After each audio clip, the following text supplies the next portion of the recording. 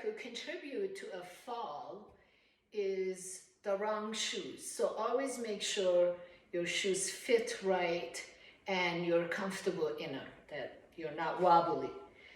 And generally when we fall, we're in motion, and we can practice some movements to train our body to be able to handle a near fall. One thing we practiced in class today was lifting the knee up and standing here, correcting the posture, sternum lifts, our standing leg is strong, shoulders are relaxed, our chin is parallel to the floor, and the head is in alignment with our spine. And then we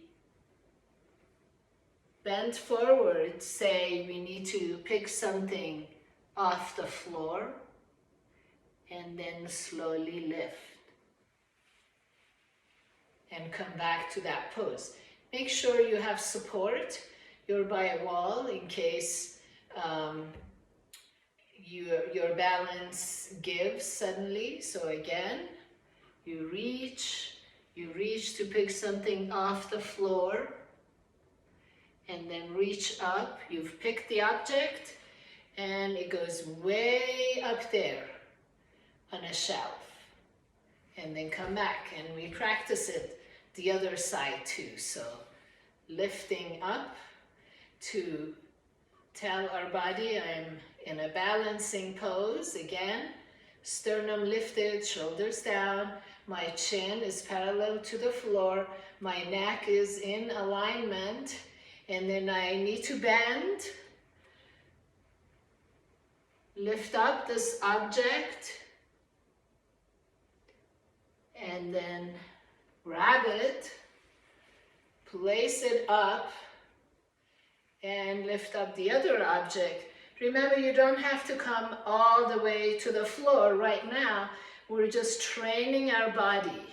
So just coming even halfway, and then reach up, woohoo, and up.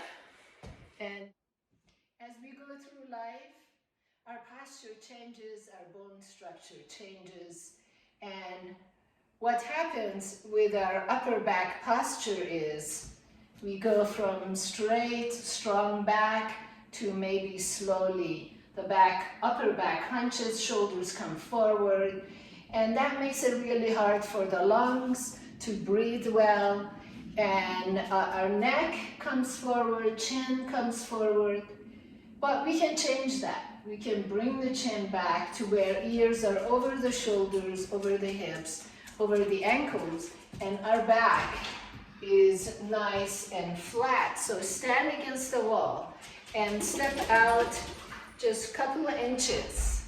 Press your low back against the wall, shoulders against the wall, and your head against the wall. If your head doesn't make it against the wall, it's fine, you probably have tightness in the shoulders.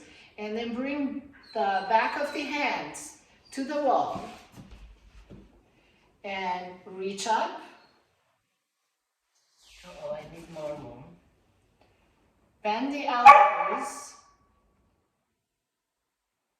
and reach up more, keeping the back of the hand on the wall. I have a bad shoulder, you see how my arm doesn't go back.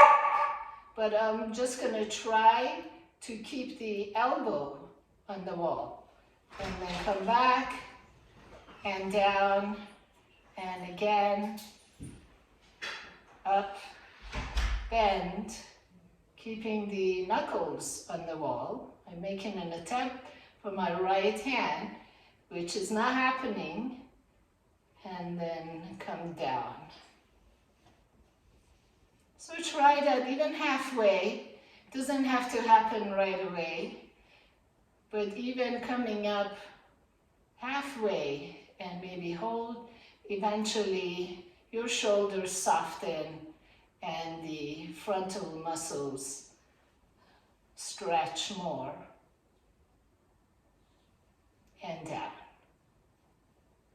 keeping your bums, your head if possible, and your shoulders on the wall. In a chair, having a towel and bringing it to the back between the shoulder blades.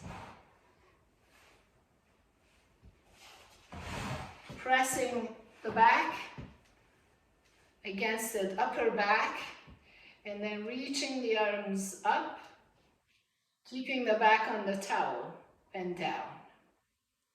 Reaching the arms up and then bending the elbows. Press your back against the towel and reach up and down. Reach up. As you come down, bend the elbows, open the chest, bring the shoulders back, reach down and up and down. Thank you. If making these angel movements against the wall is too much, we practice that today. So having your head against the wall, but the head may not be able to go back that far because of the upper back tightness. And then this may be a little bit too much to keep the knuckles on the wall and then bending the elbows. And you see I have a bad shoulder since my surgery. And then coming up. And then reaching back and down. So this may be too much to start with. You can do some simple stretches, having a towel on your upper back between the shoulder blades. So sitting comfortably, we can start with bringing the fingertips on the shoulders and then reaching up and pressing the elbows back and down. Up, reach the elbows back and down. Elbows up, reach the elbows back and down. Up, reach the elbows back and down. Now the other thing you could do is bring your hands to the back, interlacing and placing your hands right at the base of your skull, making sure that your head is not coming too far forward, that it stays up neutral. If that's too much, bring your fingertips to the back of your ears. And then again, bring the elbows back, pulling the belly in, not arching in the lower back, and then relax.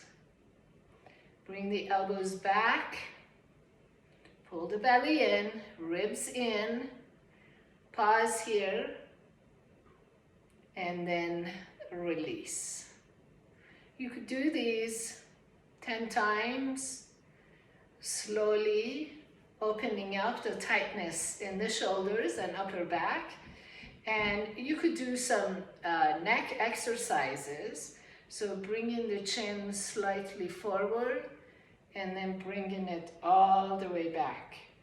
And then let the head come to neutral. Again, forward, back, and let it come to neutral.